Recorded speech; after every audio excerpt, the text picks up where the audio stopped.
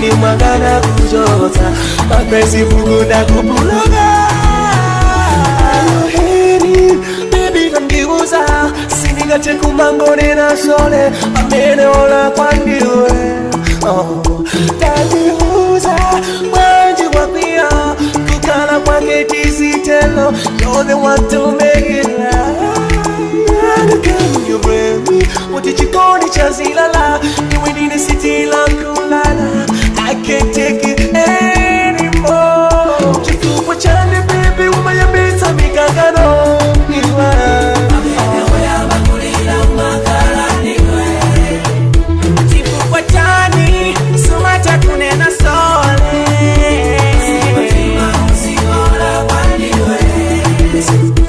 Chifu kwa chano mani uzakudi isoba.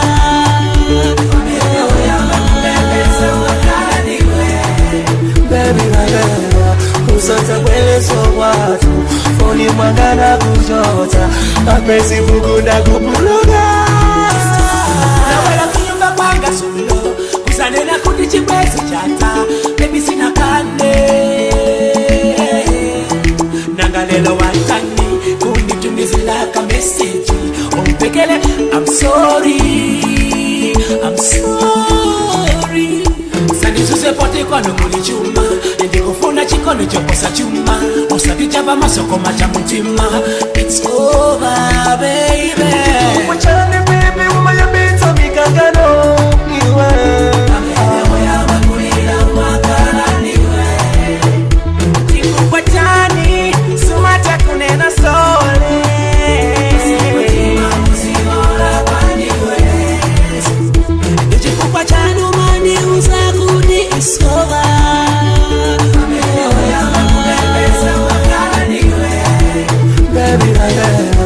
Usata kwele so watu Foni mwangana kujota mapenzi Mungu na kupuloga. Maybe I'm better on my own. I don't wanna see you no more, we are separated. Tawi yako na wandizunza kwa kwana yalampasana uyende. I try anything, go macho mwendo wana you can change anyway. I'm done loving you, so baby baba. Wachane baby uma ya beta mikakano niwe. Amene ya bakulila makala niwe. Chifu kwa chani sumata kunena sole. Simatima usiwala kwa niwe. Chifu kwa chani umani uzakudi isoba. Amene ya bakubembeza wakala niwe. Baby nalea usata kwele so watu Foni mwangana kujota mapenzi Mungu na kupuloga. Baby nalea usata kwele so watu Foni mwangana kujota mapenzi Mungu na kupuloga.